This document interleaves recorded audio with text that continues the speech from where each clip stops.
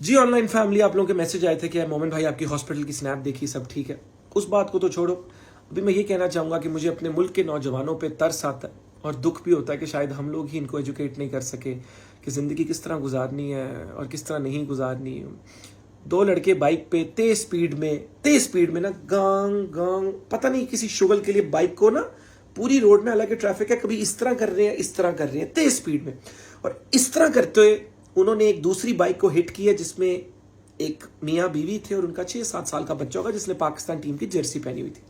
जब उन्होंने हिट किया तो औरत चलती बाइक से उड़ी है, वो जमीन पे जाके उसका सर लगा सड़क पे ठा। अल्लाह का फजलो करम है कि पीछे से कोई तेज स्पीड में गाड़ी नहीं आ रही थी, वरना बहुत बुरी सिचुएशन हो जानी थी। खैर, उसका सर लगा सड़क पे और वो बहुत ज्यादा ब्लीड करना शुरू हो गई, अनकॉन्शियस हो गई। गाड़ी रोकी मैंने, वो लड़के तो निकल गए क्योंकि वो तो उनकी बाइक सिर्फ हल्की सी अनस्टेबल हुई, बट दे वर फाइन, वो निकल गए। अब वो बच्चा परेशान, वो जो हस्बैंड था उसका वो परेशान, इतना बड़ा फोड़ा बन गया, टांग पे भी चोट आई। अब वो बहुत ज्यादा ब्लीड कर रही है। 1122 को कॉल की, 1 मिनट 2 मिनट 3 मिनट 4 मिनट, और वो अनकॉन्शियस होना शुरू हो गया। तो गाड़ी मैंने रोकी, मैंने उनसे कहा कि चलिए अब हॉस्पिटल चलते हैं। वो कहते हैं नहीं जी 1122 का वेट करते हैं। 3-4 मिनट और है, 1122 नहीं आई। मैंने उनसे कहा बस अब आप बैठे और हम चलते हैं हॉस्पिटल उनको लेके गया।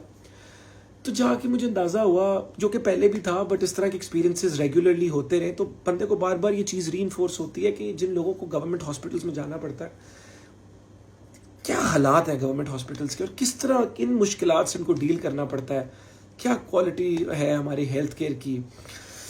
बस अल्लाह ताला ने वसीला बनाना था।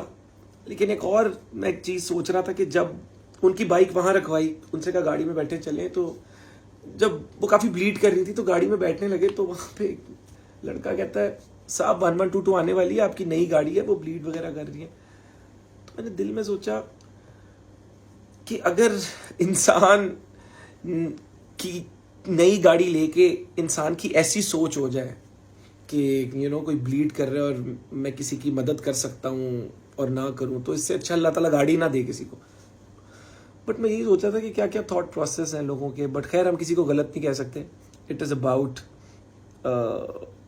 आई थिंक हम प्रिविलेज्ड हैं कि शायद हमें अल्लाह ताला ने वो एहसास दे दिया, अभी भी पूरी तरह नहीं दिया और होना चाहिए इससे ज़्यादा। काश हम जितने लोगों के मसले सबकी मदद कर सकें, लेकिन अपनी कैपेसिटी में जिनकी कर सकते हैं करते हैं। बट एक तो उन लड़कों पे बड़ा मुझे दुख हुआ जिन्होंने ये ख्याल नहीं किया कि उनके डां करने से किसको क्या नुकसान पहुंच सकता। वो 7 साल का बच्चा, उसकी क्या हालत हुई थी कि अम्मी तुसी ठीक हो, अम्मी तुसी ठीक हो। खैर अम्मी उसकी अब ठीक है। दूसरा हेल्थ केयर सिस्टम पे मुझे हो रहा था कि ऑनेस्टली क्या करें।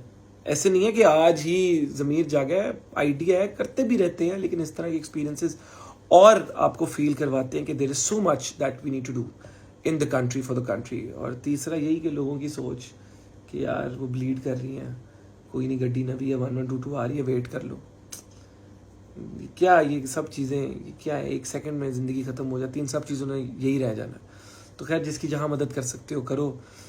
अपने अलावा सोसाइटी का एट लार्ज सोचो कि हम किस तरह हेल्थ केयर सिस्टम को बेहतर कर सकते हैं और किस तरह अपने बच्चों को एजुकेट कर सकते हैं कि अपने फ़न के लिए किसी को तकलीफ मत पहुंचाओ।